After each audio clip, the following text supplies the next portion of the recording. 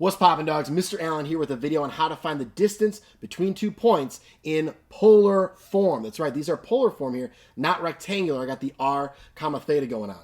So for a problem like this, I like to do a rough sketch. I'm going to draw it kind of large so we have a little bit of room to write some angles and things like that, okay? So for the first one here, I've got -8, 160.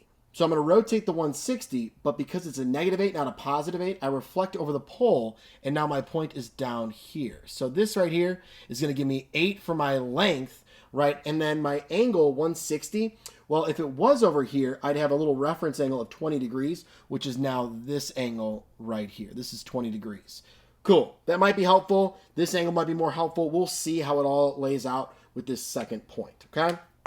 So now I've got 5, 230. Well, 5, 230, this is 180, that's 270, so I'm somewhere in here.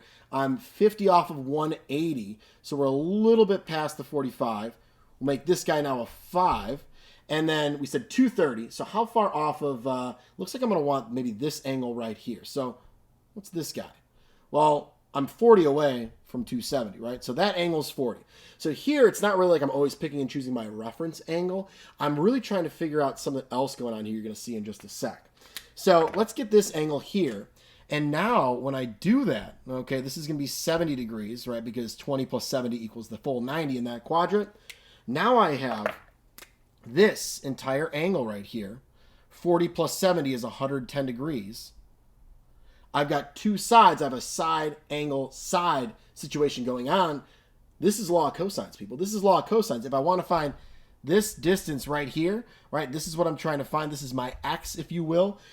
I can use law of cosines for that because I have a non-right triangle. Cool? Awesome. So let's write that up, actually. Let's write up the law of cosines. Why not?